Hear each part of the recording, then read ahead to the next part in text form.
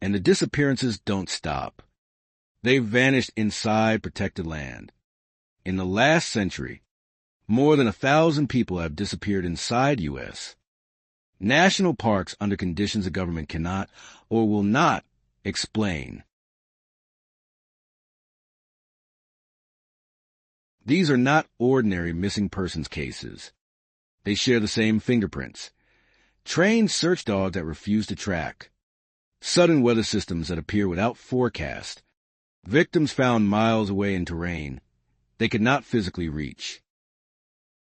Files are sealed. Maps are redacted. Rangers are reassigned. This is not about getting lost. Children are recovered uphill. Experienced hunters disappear in clear weather. Shoes are found neatly placed. In multiple cases, search zones were declared clear. Then the body appeared there later. The official explanation is coincidence. But coincidence does not repeat this precisely. The parks are presented as safe, controlled, protected. What is not advertised is how often investigations are quietly shut down, or how frequently families are warned to stop asking questions. Because if this pattern is acknowledged, the system breaks.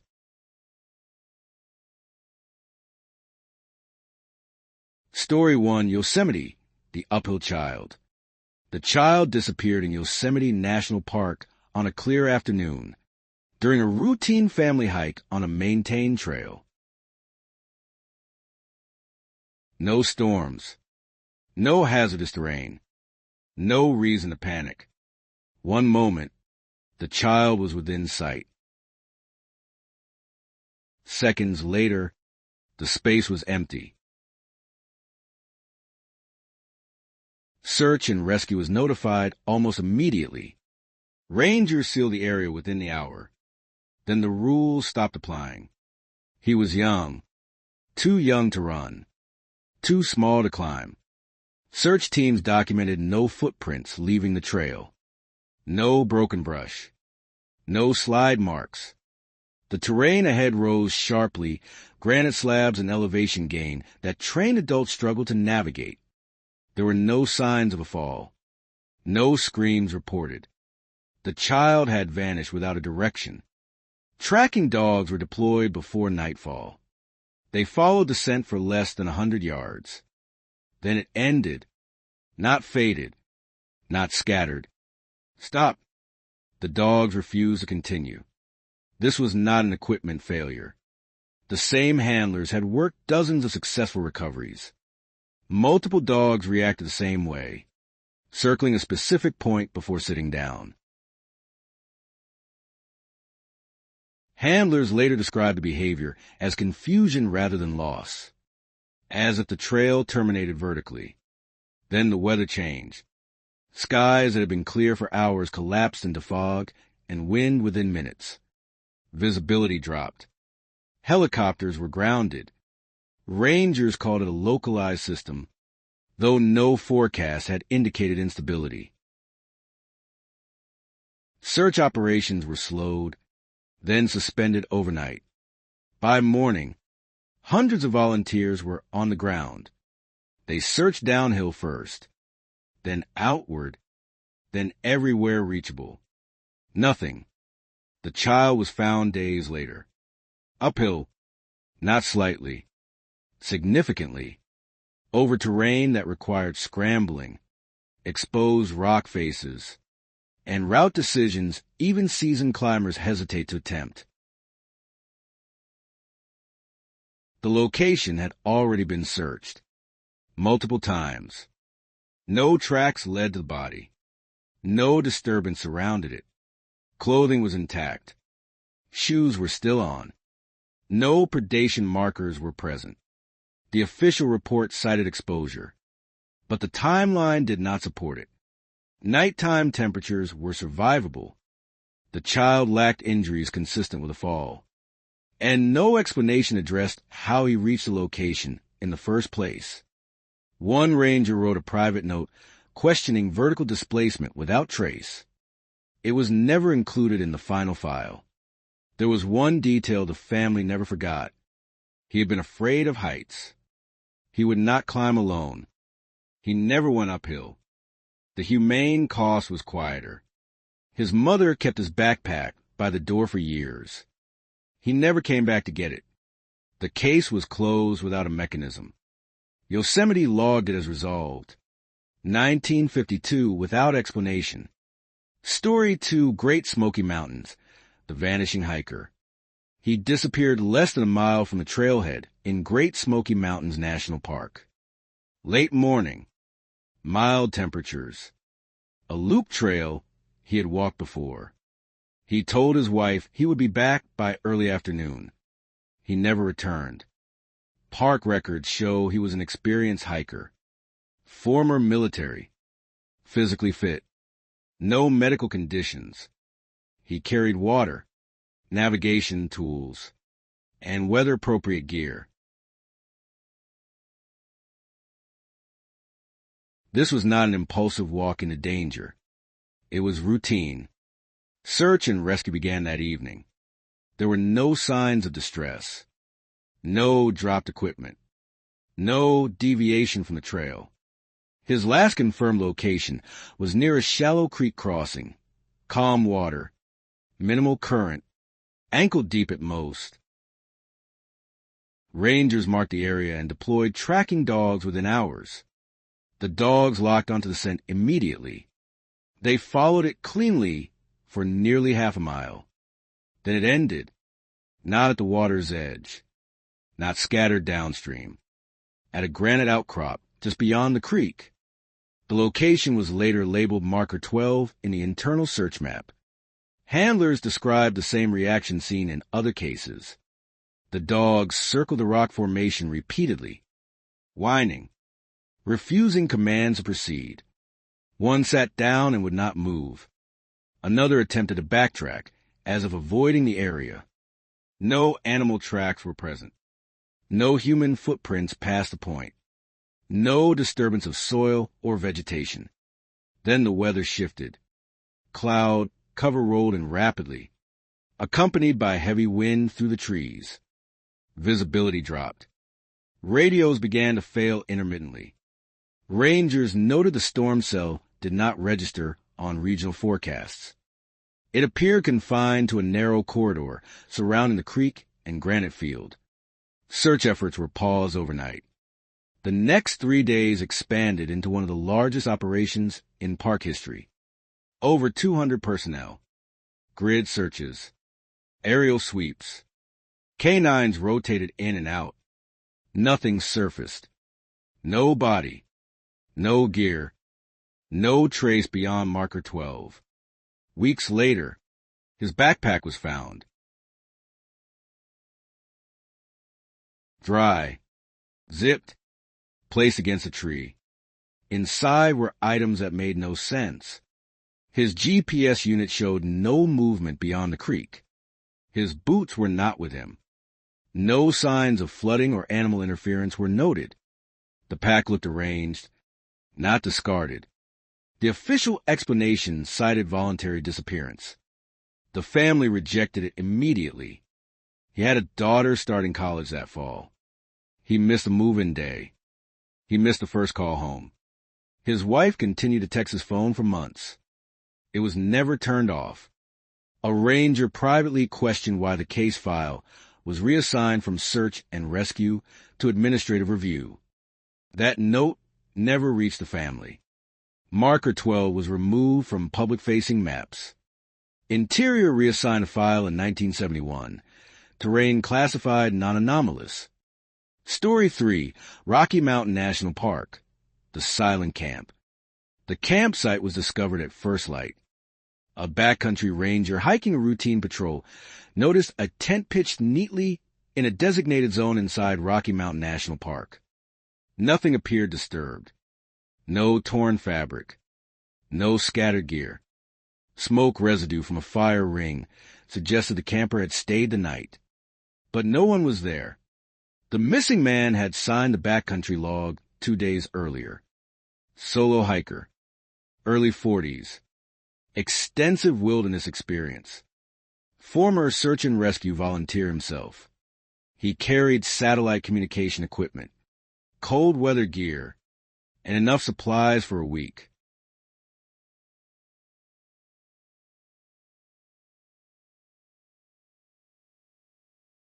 He had planned to check out that morning. Inside the tent, everything was arranged with precision. Sleeping bag folded, boots placed side by side, laces tucked in. His pack leaned upright against a tree, rain cover secured. Food untouched, no signs of panic. His journal lay open. The last entry ended mid-sentence. No farewell, no concern, no indication of fear. Search teams were deployed within hours. Dogs were brought in the same day. Weather conditions were stable. Clear skies. Good visibility. Ideal search conditions. The dogs picked up scent immediately. They followed it away from the camp for several hundred yards, then stopped. The trail ended in an open meadow bordered by granite and tree line. Not a cliff, not water, not dense brush, just open ground. Handlers described the behavior as identical to other unresolved cases. Dogs pace in widening circles. One whined continuously. Another lay down and refused to re-engage. The scent did not degrade. It terminated, as if the subject had been lifted straight up. A sudden wind swept through the meadow minutes later. Temperature dropped sharply. Clouds formed low and fast against the ridgeline. Rangers noted the shift but continued operations. Then the radios failed. Not completely. Intermittently. Enough to disrupt coordination. Helicopters reported erratic instrumentation near the search zone and were pulled back as a precaution. The area was declared unsafe by late afternoon. That night, snow fell unexpectedly. By morning, ground trace was gone. The search expanded for 5 days. Over 300 personnel. Aerial imaging. Thermal scans. No body. No gear. No evidence of animal activity. No signs of injury or exposure. The man was never found. His family pushed for answers. They asked why his boots were left behind. Why an experienced hiker would abandon shelter without equipment. Why the journal ended where it did. The final report listed probable misadventure. No mechanism was provided. One ranger submitted a supplemental note stating the campsite showed no exit behavior consistent with voluntary movement. That note was excluded from the final archive. The humane loss was delayed but permanent. His father continued renewing his son's backcountry permit for 3 years, convinced he would return to close it himself. He never did. If these first 3 were coincidences, Story 4 will test that theory. Search suspended at 120 hours. File archived without recovery. Story 4, Mount Rainier, found where searchers looked. The man vanished on the eastern slope of Mount Rainier during a solo day hike. Early autumn. Stable forecast. Clear visibility. He was an experienced mountaineer with years of alpine travel behind him and no record of reckless behavior. He checked in at the ranger station that morning and planned to return before dusk. He never did. When his vehicle remained overnight, search and rescue activated immediately. The terrain was demanding but familiar. Open snowfields, rock ridges, clearly defined routes. Rangers established a primary search grid within hours. Nothing was found. No footprints leading off trail. No signs of a fall. No descardigir. Tracking dogs were deployed the following morning. They locked onto scent near Moraine Crossing and followed it cleanly upslope. Then the same anomaly occurred. The trail ended abruptly on compacted ground, away from crevasses or drop-offs. Handlers reported the scent collapsed inward, as if the subject had stopped existing at that point. Then the mountain changed. Clouds rolled in from the south without warning. Winds increased sharply. Snow began falling despite no forecasted system. Visibility dropped to near zero in minutes. Helicopter support was grounded. Rangers documented the event as a rapid alpine shift, though internal notes flagged the timing as unusual. Search operations were paused for safety. For 3 days, teams worked every accessible zone surrounding the scent termination point. Ice axes probed snowfields. Crevasses were checked. Thermal imaging scanned at dawn and dusk. Nothing. On the 4th morning, a team returned to a sector already searched twice. And there he was. The body lay in a shallow depression, less than 100 yards from a marked route. No snow disturbance suggested fall. No animal damage. Clothing intact. Pack secured. Boots still on. He appeared positioned, not collapsed. The location had been cleared during the first 24 hours. Multiple times. Search leaders could not explain how the body was missed. Visibility during earlier sweeps had been clear. The area offered no concealment. No snowfall heavy enough to bury a body had occurred after the initial searches. Autopsy results cited hypothermia. But something didn't fit. There were no defensive injuries. No indications of prolonged exposure. Core temperature estimates conflicted with the weather data. Time of death calculations overlapped periods when teams were actively in the area. A ranger noted in a private communication that the subject was not present during initial sweeps. That sentence never appeared in the final report. The humane loss came quietly. His wife was told the park had done everything possible. She later learned that parts of the search timeline were sealed. She stopped asking questions after being advised, unofficially, that further inquiry would change nothing.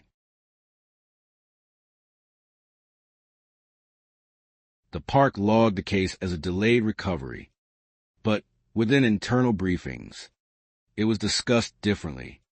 Found, after absence, inside a cleared zone, autopsy redacted under federal review, 1989. Story 5, Crater Lake, The Skeptic Case. He vanished near the rim of Crater Lake on a clear summer afternoon. Midday. High visibility. Heavy foot traffic.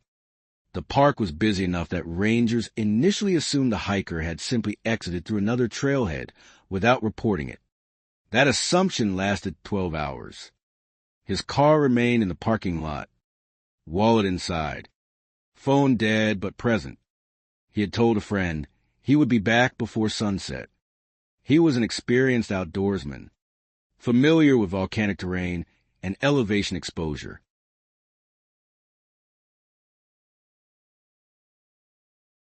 He had hiked Crater Lake multiple times. Search and rescue initiated the following morning. The terrain was unforgiving but finite. Steep caldera walls, open pumice fields, clear sight lines. There were only so many places a person could go. Dogs were deployed early. They picked up scent near a viewpoint railing and followed it along the rim trail for several hundred yards. Then the scent degraded sharply and stopped near a patch of loose volcanic rock. Not a cliff edge, not water, just unstable ground. Searchers immediately considered the obvious explanation. One could argue he slipped, fell into the caldera, and the environment erased evidence.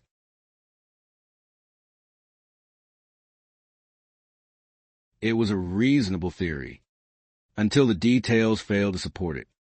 There were no slide marks, no displacer de stones, no disturb of dust.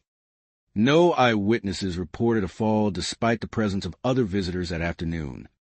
Rangers stationed at lower viewpoints reported no sound, no movement, no visual confirmation. The dogs did not track downhill. They stopped, as if the trail did not continue. Weather conditions remained stable for 2 full days. Searches expanded vertically and laterally. Rope teams descended accessible sections of the caldera wall. Thermal imaging scanned the lake's surface and surrounding forest. Sonar was deployed along the shoreline. Nothing surfaced. On the 3rd day, a storm rolled in without warning. Winds intensified.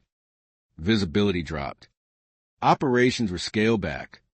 2 weeks later, a boot was found, not damaged, not torn, placed upright near a trail junction. The matching boot was never recovered. No clothing followed. No remains.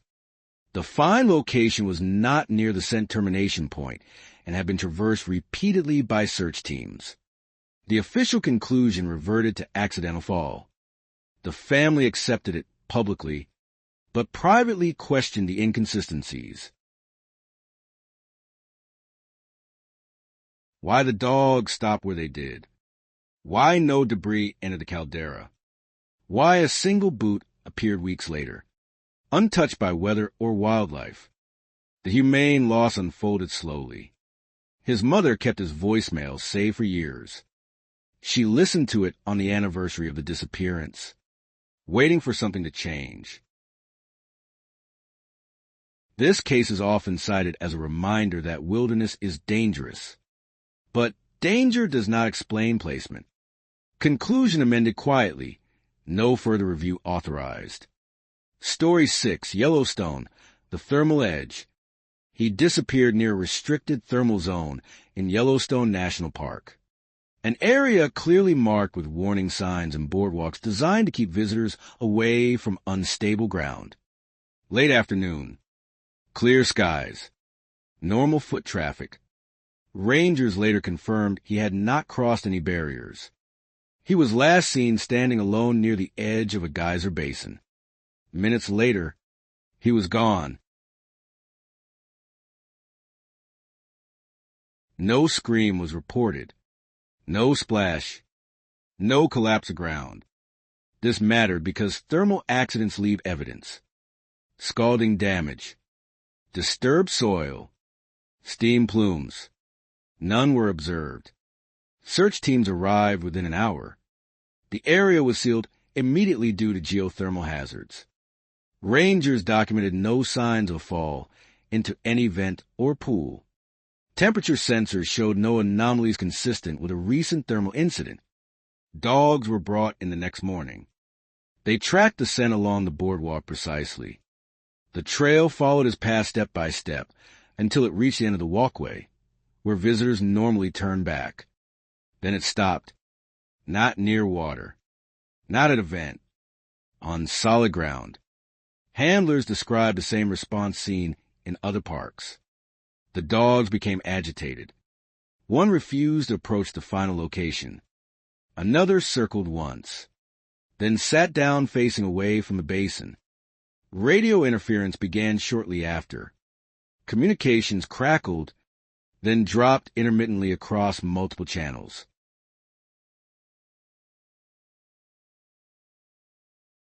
Rangers initially blamed terrain, but technicians later noted the failures coincided with no known dead zones. Helicopter crews reported compass deviation near the search perimeter and were instructed to maintain distance. By nightfall, weather shifted.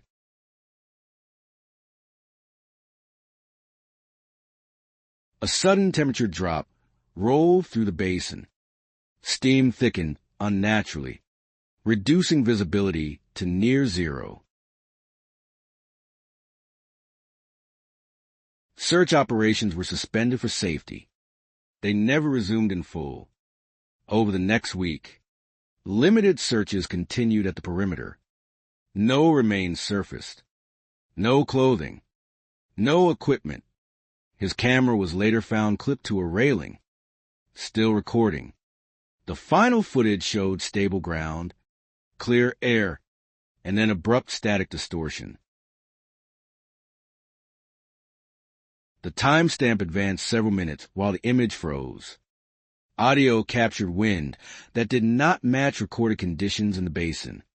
The official explanation cited accidental death due to geothermal hazards. But the body was never recovered. Internally, a ranger questioned why the case was transferred out of search and rescue within 48 hours. That ranger was reassigned the following season. No reason was given. The humane loss arrived later. His brother returned to Yellowstone the next year and stood at the same railing. He waited for something to make sense. It didn't. He left flowers that park staff quietly removed before sunset. This case marked a shift. It was not treated as a disappearance. It was processed as a liability. And from here on, the pattern stops asking for permission.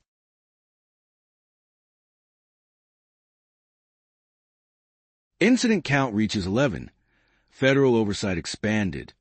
1997. Story 7. Olympic National Park. The storm that wasn't forecast. She disappeared in Olympic National Park during what was supposed to be the safest part of the day. Early afternoon. Summer season. Well-marked trail running through temperate rainforest toward a known overlook. She was an experienced solo hiker and had completed the route before. The forecast was clear. She signed in at the trailhead. Rangers confirmed her departure time. Multiple hikers passed her on the trail within the first mile. Nothing unusual was reported. Then the weather arrived. Not gradually. Not regionally. Instantly. Witnesses described a sudden drop in light, followed by heavy wind moving through the trees in a single direction, like a corridor. Rain followed seconds later, dense, localized, and loud enough to drown out sound. One hiker later said it felt as if the forest had closed. When the storm passed, less than 20 minutes later, she was gone. Her pack was found near the trail. Not dropped, not damaged, set upright against a log. Search teams arrived within hours. Dogs were deployed that evening while ground conditions were still readable. The scent trail was strong. It followed the path through dense forest, then veered off toward a small clearing. Then it stopped, not dispersed, not washed away, terminated. The clearing showed no signs of struggle, no broken branches, no disturbed ground, no slide marks. The terrain beyond sloped downward toward ravines thick with undergrowth, areas searchers immediately prioritized. Nothing was found. The next morning, rangers documented something unusual. Several trail cameras placed throughout the corridor showed the same anomaly. Normal footage, stable light, then a brief interval of visual distortion, blur, frame tearing, audio dropout.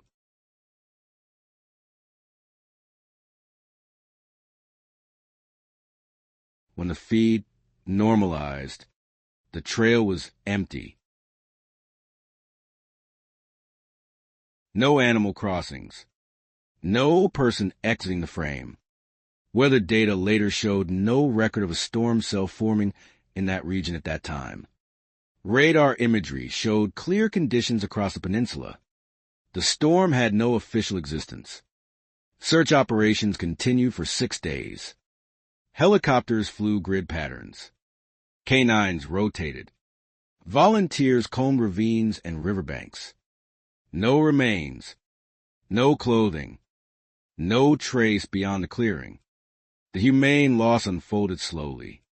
Her father returned every year on the anniversary and walked the same trail until park staff asked him to stop. He kept a photo of the clearing folded in his wallet. He said he wanted to remember where she disappeared from the world. Internally, a ranger filed an incident note referencing localized atmospheric event inconsistent with NOAA data.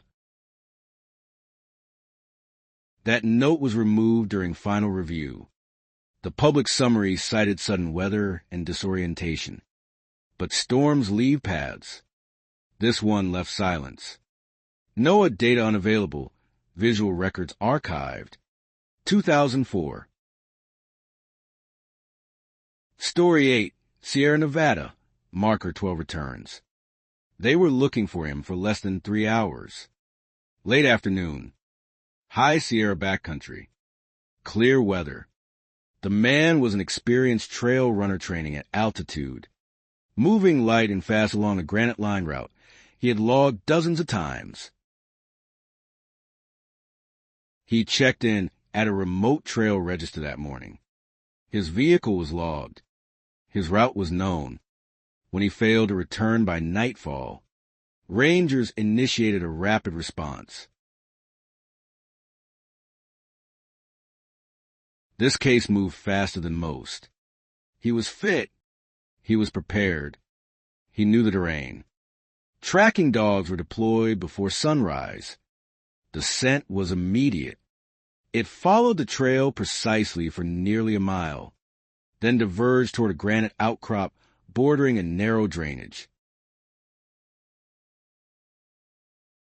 The dogs accelerated as if the trail intensified, then stopped at the rock face. Not water. Not a cliff. Granite. The search coordinator marked the location on the internal grid. Marker 12. The same designation used decades earlier in the Great Smoky Mountains. Different park. Different state. Same internal label. Handlers reported identical canine behavior. Circling. Hesitation. One dog attempted to climb the rock face, then retreated. Another lay down and would not move forward. The scent did not disperse. It terminated. Straight line. Hard stop. Then the cadence changed. Wind rose suddenly through the corridor, funneled between granite walls. Temperatures dropped sharply. Clouds formed low and fast, clinging to the outcrop itself. Rangers noted the weather anomaly was localized to a radius of less than a quarter mile.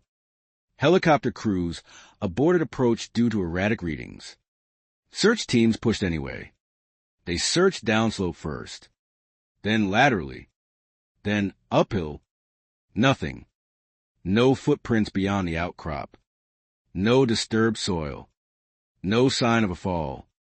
No gear. His hydration vest was later found hanging from a tree branch 30 yards away. Empty. Undamaged. Clipped shut. By the third day, pressure mounted to reclassify the operation. No body. No evidence of injury. No explanation for the scent termination. A ranger filed a comparison note referencing a historic parallel involving granite, water proximity, and canine refusal. That note triggered escalation. Federal personnel arrived without announcement. Portions of the search map were reissued with altered labels. Marker 12 was renamed. The original designation disappeared from the working files. The body was found the next morning. Uphill, in a shallow granite basin, less than half a mile from the outcrop. An area searched twice on day one. No scavenging. No trauma consistent with terrain. Shoes on. Clothing intact. His watch had stopped at a time that did not align with the search timeline. One line in the preliminary report was removed before finalization. Subject location inconsistent with continuous physical movement. The humane loss cut sharply. His sister arrived at the trailhead as the body was recovered. She was told not to take photographs. She complied. Later, she said she felt like she had arrived too late to witness something important being erased. This was not an isolated case. It was a return. Same marker. Same behavior. Same silence. Classification elevated to interagency review. Marker 12 retired. 2012. Story 9. Grand Canyon. The impossible distance. The child disappeared on the south rim of the Grand Canyon in front of witnesses. Midday. Clear skies. Family group. The overlook was crowded enough that rangers later stated continuous visual presence should have made separation impossible. The child was walking a few steps ahead, within arm's reach. Then he was gone. Not screaming. Not running. Gone. Search and rescue activated immediately. Rangers locked down the overlook, assuming the obvious. A fall. Panic rippled through the crowd. Rope teams were mobilized within the hour, but there was no evidence of a fall. No displacer de stones. No disturb of dust. No sound reported from below. Dogs were deployed while the area was still active. They picked up the scent at the railing and followed it away from the canyon edge, back towards solid ground. The trail led inland for several hundred yards, then veered sharply uphill into rough terrain. Then it stopped. Handlers later described the termination point as clean, not degraded, not scattered. A hard end. The dogs circled once and sat down, facing the canyon. Weather shifted without warning. Wind surged through the rim corridor. Temperatures dropped rapidly. Visibility across the canyon blurred as they rolled in from nowhere. Helicopter pilots reported altitude instability and were ordered to stand down. Search operations continued on foot. The child was found the next morning, miles away. Not downhill, not near water. Uphill, the recovery location was beyond what even trained adults could cover in the available time, especially without shoes. The terrain required scrambling, elevation gain, and route choices that made no sense for a child his age. He was barefoot. His shoes were later found near the overlook. Together, placed side by side. The recovery zone had already been searched the night before. No tracks led to the body. No signs of injury consistent with a fall. No animal interference. The child appeared calm in death, positioned rather than collapsed. Time of death estimates conflicted with the search timeline. A ranger's internal note referenced distance traveled incompatible with physiology. That line never reached the parents. The humane loss was devastating. His mother remained at the canyon for 3 days after recovery, staring into the distance. She later said she felt as if something had put him back wrong. This case forced a quiet shift. Marker designations were reviewed. Search language was changed. Briefings shortened. One senior ranger made an off-record comment to a colleague. This matches the Granite cases. Same pattern. Same return. The phrase Marker 12 appeared once in a draft comparison memo, then disappeared. This was the fastest case escalation in park history, because by now, coincidence was no longer plausible. Federal directive issued. Cross-park pattern acknowledged internally. 2015.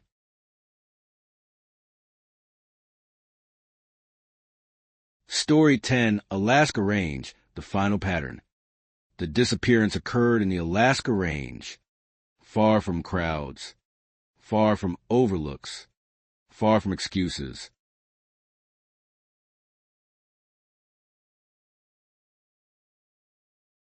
A solo surveyor working under federal contract failed to check in after a routine field day. Weather conditions were stable. Coordinates known. Satellite ping logged at 1442 hours. Then nothing. Search and rescue was activated within 12 hours due to the remoteness. This was not a civilian hiker. This was a trained professional with wilderness survival experience, emergency beacons, and strict check-in protocols.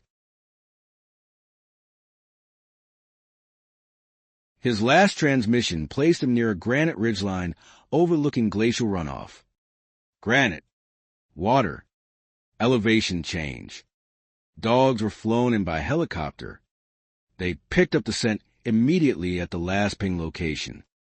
The trail moved laterally along the ridge for less than 200 yards, then stopped in an exposed granite shelf. Not a crevasse, not a drop, solid ground. Handlers reported the now familiar behavior: circling, hesitation, refusal to advance. One dog attempted to retreat downslope despite commands. The scent did not degrade. It terminated. Straight stop. Then the instruments began to fail. GPS units drifted. Compasses disagreed. One helicopter crew reported transient whiteout conditions in clear air and aborted approach. Weather stations later showed no corresponding event. By day 2, the search zone was declared sensitive. Federal personnel arrived without insignia. The operation shifted tone. Language changed. Search briefings shortened.